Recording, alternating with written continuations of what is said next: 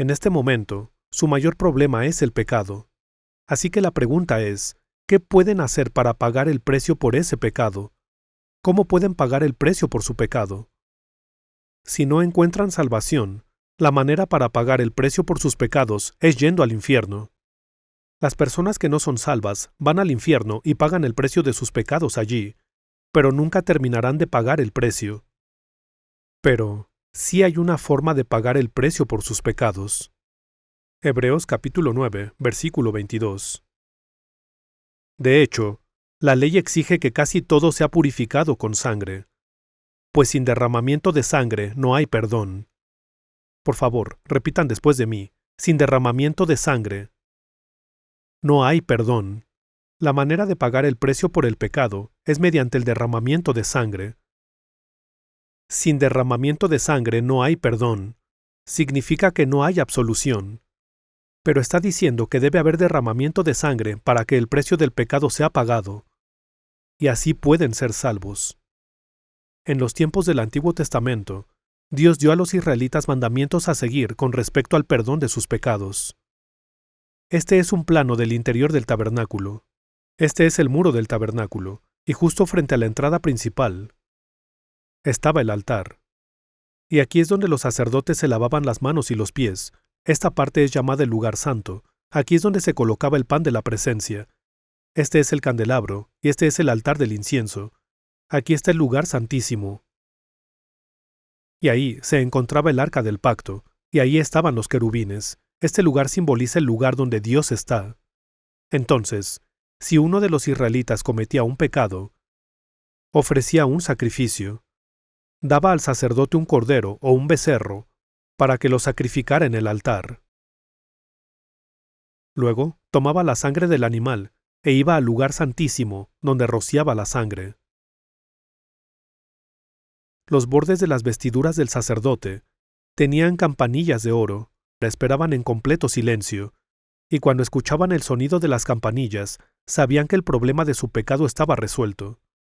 Sabían que debían derramar su propia sangre para pagar por su pecado, pero ya que Dios los amaba, no les ordenó que derramaran su propia sangre, y más bien permitió que, en su lugar, la sangre de animales fuera derramada.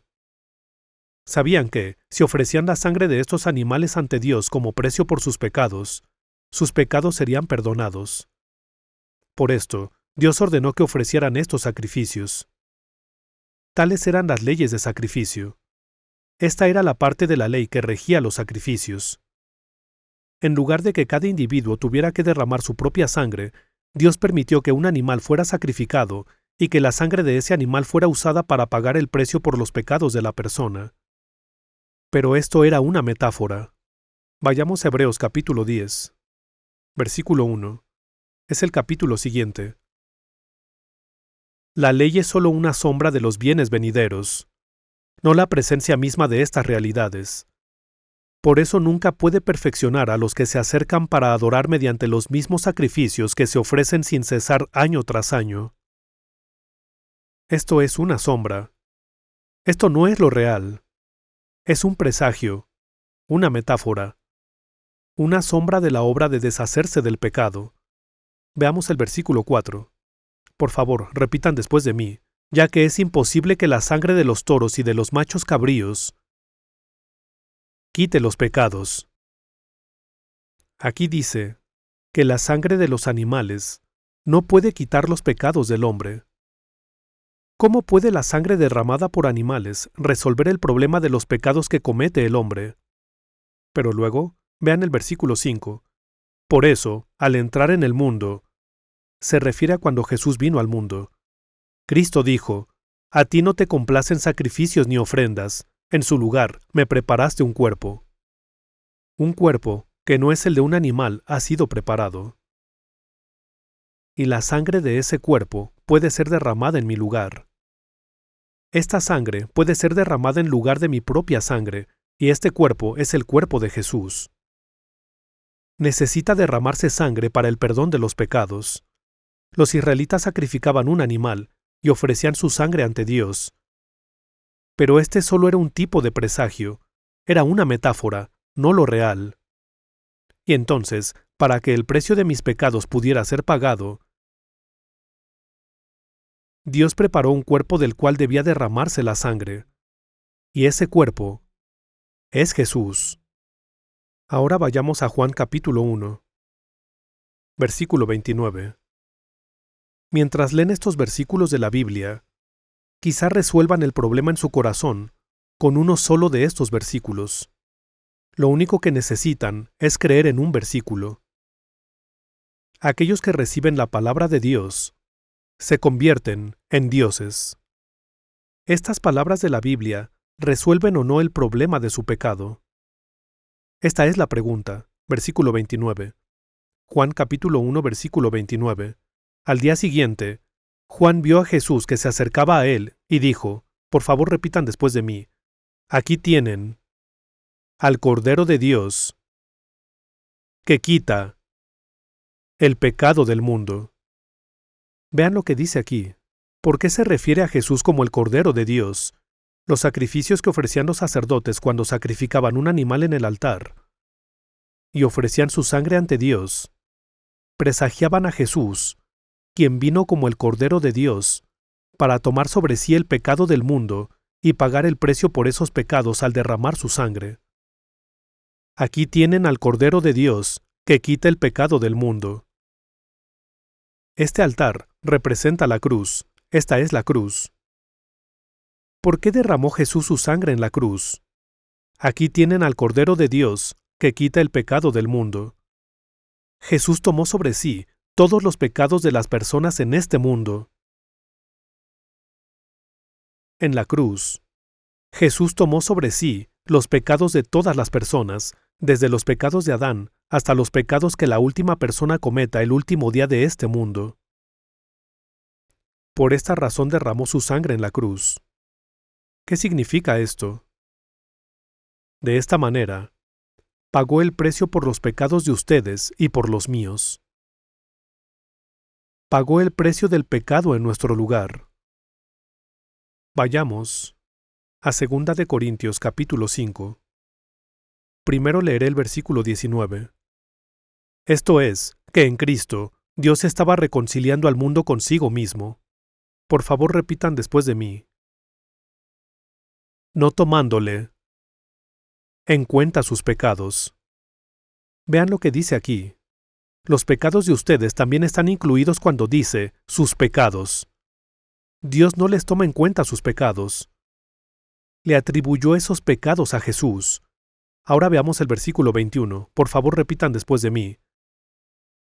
Al que no cometió pecado alguno, por nosotros, Dios lo trató como pecador, para que en él recibiéramos la justicia de Dios. Vean esto. Jesús no cometió pecado alguno. Si Jesús hubiera cometido algún pecado, no sería apto de tomar sobre sí nuestros pecados. ¿Por qué? Si hubiera tenido que lidiar con su propio pecado, entonces, ¿cómo podría pagar mi pecado? Supongamos que dos hombres roban algo y son arrestados por ello. Ambos cometieron el mismo crimen, pero digamos que uno de ellos tiene un buen corazón y les dice a los policías que lo arrestaron. Los dos hemos sido arrestados por robar, pero yo pagaré el crimen de este hombre. ¿Qué le diría el policía? Bribón, tú has cometido tu propio crimen, ¿cierto? Si has cometido un delito, tienes que pagar por tu propia falta. Una persona con pecados propios no puede pagar por los pecados de alguien más. Así que, no hay nadie en este mundo, no importa quién sea, que pueda pagar el precio del pecado por alguien más. Pero Jesús no tenía ningún pecado, y entonces, al que no cometió pecado alguno, por nosotros Dios lo trató como pecador. Jesús tomó nuestro lugar y se convirtió en un bulto de pecados. ¿Por qué? Jesús derramó su sangre para pagar el precio por nuestros pecados. Vayamos ahora al Evangelio de Mateo capítulo 20. Mateo capítulo 20. Versículo 28. Así como el Hijo del Hombre no vino para que le sirvan, sino para servir y para dar su vida en rescate por muchos. El Hijo del Hombre es Jesús. ¿Por qué vino Jesús a este mundo? no vino para que le sirvan, sino para servir a los pecadores que estaban destinados a la destrucción. Jesús dio su vida en rescate por muchos. Él vino a pagar el precio a cambio de la vida, vino a salvar al hombre. ¿Por qué vino Jesús a este mundo? Vino a dar su vida en rescate por muchos. Es lo que dice. Y entonces, si no fuera por este método que Jesús proveyó, no habría forma de pagar el precio de nuestros pecados. No habría manera de pagar el precio por nuestros pecados. Ahora veamos Mateo capítulo 26. Versículo 27. Después tomó una copa, dio gracias y se la dio a ellos diciéndoles: Beban de ella todos ustedes. Esto es mi sangre del pacto, que es derramada por muchos para el perdón de pecados. En la última cena, Jesús primero partió un poco de pan, y luego tomó la copa de vino y se la pasó a sus discípulos diciéndoles que bebieran de ella. Y mientras lo hacía, dijo: Esta es mi sangre que derramo por ustedes. Esta es mi sangre del pacto. Un pacto es una promesa. Dijo que su sangre contenía la promesa del perdón de pecados. Esto es lo que dijo Jesús. Jesús dijo que la sangre que derramó en la cruz era para el perdón de los pecados de muchos. Entonces, cuando dijo sangre del pacto, ¿a qué se refería? Una promesa es un tipo de contrato. El Antiguo Testamento es la promesa que Dios le dio al hombre a través de la ley. Pero el hombre no puede ser salvado a través de la promesa de la ley. El Nuevo Testamento se refiere a la nueva promesa, y esa nueva promesa es la promesa del perdón a través de la sangre de Jesús. Esa es la nueva promesa. Cuando compramos o vendemos una casa, los documentos están por escrito, ¿cierto? Todos los documentos son preparados. ¿Y qué es lo último que se coloca? Su sello personal, ¿verdad? En los Estados Unidos colocan su firma. Pero en Corea, una vez que han puesto su sello personal en estos documentos, no hay manera de alterarlos. Aquí, con respecto a la sangre de Jesús, esta promesa fue dada unilateralmente, es unidireccional.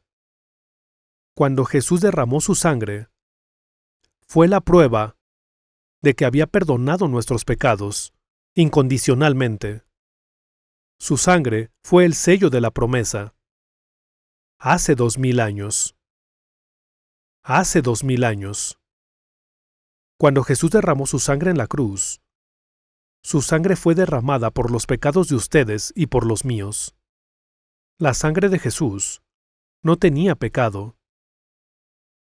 Y por ello, su sangre podía dar el perdón por todos los pecados de todas las personas en el mundo.